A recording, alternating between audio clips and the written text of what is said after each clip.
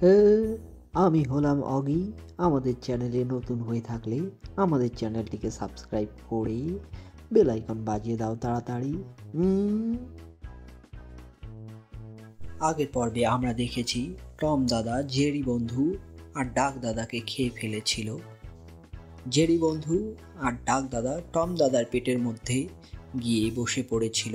তারা কিছুতেই বুঝতে পারছিল না টম দাদার পেটের মধ্যে থেকে তারা কিভাবে বের হতে পারবে। এদিকে টম দাদা বসে বসে আরাম করছিল সোফায় আর ভাবছিল আজকে ওদের খেয়ে হজম করে ফেলবো।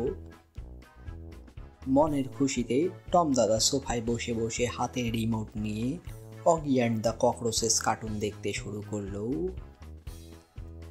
এদিকে জেরি বন্ধুর মাথায় একটি নতুন বুদ্ধি আসলো। জেরি বন্ধু তার হাতের লণ্ঠন দিয়ে টম দাদার পেটে আগুন ধরিয়ে দিল। টম দাদা প্রথমে ভাবছিল এই ছোট্ট একটি আগুন টম দাদার কিছুই করতে পারবে না, কিন্তু এর একটু পরেই টম দাদা পেট লাল হয়ে গেল।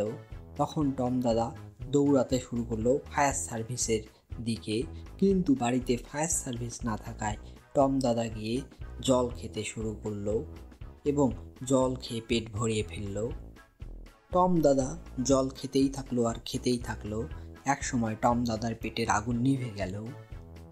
এদিকে টম দাদার পেট হয়ে গেছে একটি বিশাল পুকুর। পুকুরের মতো এত জল দেখে ডাক দাদা তো খুব খুশি, কারণ ডাক দাদা সাঁতার কাটতে খুব পছন্দ করে। ডাক দাদা বলে উঠল, এটা খুব মজার, এটা খুব ফান। আর এদিকে জেরি বন্ধুর অবস্থা তো খারাপ, কারণ জেরি বন্ধু তো সাঁতার কাটতে জানে না। হঠাৎ জেরি বন্ধু টম দাদার পেটের মধ্যে কি জানি একটা খুঁজে পেল। তখন জেরি বন্ধুর মনে হলো, আরে এটা তো সেই নুডলস যেটা টম দাদা জেরি বন্ধুকে না দিয়ে কেড়ে খেয়ে ফেলেছিল। জেরি বন্ধুর মাথায় একটি নতুন বুদ্ধি আসলো।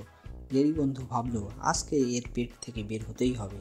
পেট থেকে বের হওয়ার জন্য নতুন একটি বুদ্ধি বের করে ডাক দাদাকে বলতেই ডাক দাদা খুশি হয়ে গেল। জেরি বন্ধু নুডলসটিকে একটি দড়ির মতো ব্যবহার করতে শুরু করলো। আজকের পর্বে আমরা দেখব এরপর জেরি বন্ধু আর ডাক দাদা কিভাবে টম দাদার পেট থেকে বের হলো। তবে চলো শুরু করা যাক। 3, 2, 1 স্টার।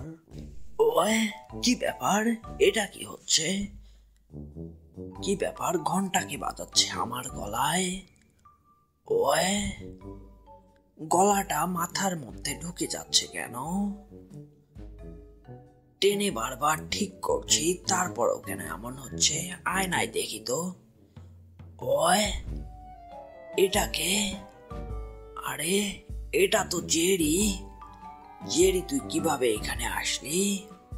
ওয়ে, আজকে তোকে ছাড়বো না। হে দাদা। ওয়ে, দাদা দাদা কিছু না, আজকে তোকে কাঁদিয়েই ছাড়বো জেরি বেটা। হে দাদা, তুমি আবার কিছু করতে পারবে না। এবার দেখ কি করতে পারি।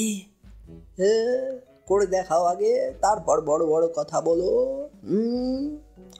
ওয়ে, আমার 2.5 কিলোর হাত দিয়ে তোর মাথা ফাটিয়ে দেব। ওয়ে, আমাকে তো তুই চিনিস না। হে দাদা, বড় বড় কথা বললে হবে না। আমিও ডনকে চেনে না কন।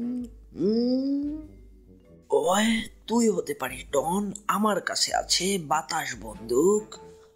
ওয়ে, আমার বুদ্ধি তো তুই জানিস না, বাতাস বন্দুক দিয়ে তোকে উড়িয়ে দেব। এই নে। ওয়ে, আমি নিজেও বেলুনের মতো উড়ে যাচ্ছি, কিন্তু তুইও তো উড়ে যাবি। ওয়ে, এটা কি হলো? আমি তো ধবাস করে আবার টম দাদার পেটের মধ্যে পড়ে গেলাম, আর আমি তো সাঁতারও জানি না দাদা।